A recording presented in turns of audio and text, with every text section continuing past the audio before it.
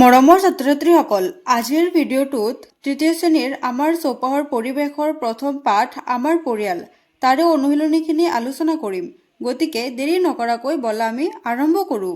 অনুশীলনীটোৰ ১ নম্বৰত দিছে চমু উত্তৰ দিয়া।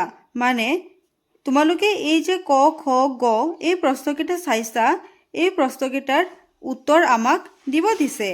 বলা আমি এতিয়া এই প্ৰশ্নবিলাকৰ উত্তৰখিনি কি হ'ব চাও। লগতে কিতাপৰ কোনটো পেজত এই প্ৰশ্নখিনিৰ উত্তৰ আছে আমি সেইখিনি লৈও মন দিম। ক নম্বৰত দিছে পৰিয়াল কাক বোলে? এতিয়া উত্তৰটো হ'ব মা, দেউতা, বাই, ভনী, ভাই, ককাই আদি সকলোৱে একেলগে মিলাপ্ৰীতিৰে থকা একোখন ঘৰেই হৈছে একোটা পৰিয়াল। এতিয়া আমি কিতাপত চাওঁ, পেজ নম্বৰ 1ত চোৱা। ইয়াৰ পৰা ইমানখিনি। এতিয়া আমি খ নম্বৰ প্ৰশ্নটোলৈ মন দিওঁ। একক পৰিয়ালত কোন কোন সদস্য থাকে? উত্তৰটো হ'ব একক পৰিয়ালত মাক, দেউতাক আৰু তেওঁলোকৰ ল'ৰা ছোৱালী থাকে। এতিয়া আমি এই উত্তৰটো কিতাপত চাওঁ। তোমালোকে পেজ নম্বৰ 7ত চোৱা, জানি লওঁ আহা। ইয়াৰে প্ৰথম লাইনটোতে দিয়া আছে। ইয়াৰ পৰা ইমানখিনি।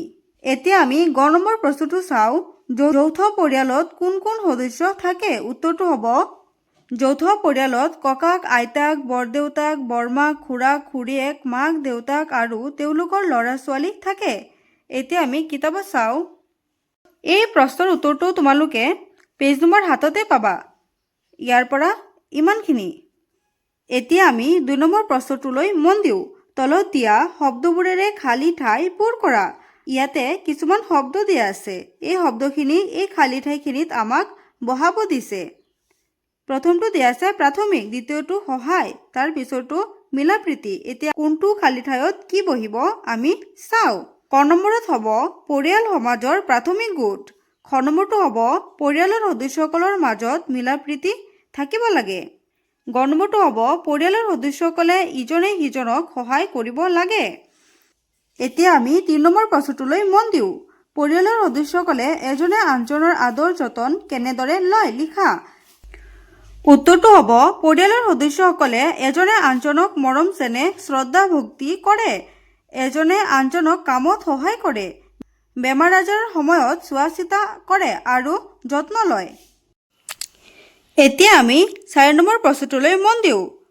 সম্পৰ্কটো এটা শব্দত লিখা। ক নম্বৰত দিছে মাকৰ ভায়েক, এইটো হ'ব মামা। খ নম্বৰত দিছে দেউতাৰ ককায়েক, এইটো হ'ব বৰদেউতা।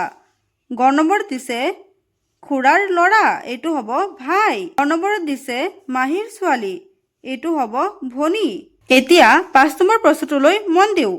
ঘৰত ব্যৱহাৰ কৰা এবিধ বাচনৰ ছবি আঁকা। এইটোকে এই ছবিটো ক'ৰ পৰা আঁকিবা চোৱা। তোমালোকে পেজ নম্বৰ 4ত চোৱা। ইয়াতে বহুত কেইটা বাচন বৰ্তনৰ ছবি দিয়া আছে। তাৰে এটা তোমালোকে আঁকি দিবা। পেজ নম্বৰ 7ত আমাক এটা ক্ৰিয়াকলাপ দিছে। বলা আমি ক্ৰিয়াকলাপটো চাওঁ। পৰিয়ালৰ লোকসকলৰ মাজত থকা সম্পৰ্কবোৰ জানি লৈ লিখা। দেউতাকৰ মাক আইতা হ'ব, মাৰ মাক এইটোও আইতা হ'ব, মাৰ দেউতাক ককা, দেউতাৰ ভায়েক, মাৰ ভনীয়েক মাহী, দেউতাৰ ভায়েক খুৰা, মাৰ ভায়েক মামা। আশা কৰোঁ তোমালোকে নিশ্চয় বুজি পাইছা। তো মৰমৰ ছাত্ৰ-ছাত্ৰীসকল, আজিৰ ভিডিঅ'টো ইমানেই আছিল। যদি ভিডিঅ'টো ভাল লাগে তেনেহ'লে লাইক কৰিবা, শ্বেয়াৰ কৰিবা আৰু যদি মোৰ চেনেলটোত প্ৰথম তেনেহ'লে ছাবস্ক্ৰাইব কৰিবা।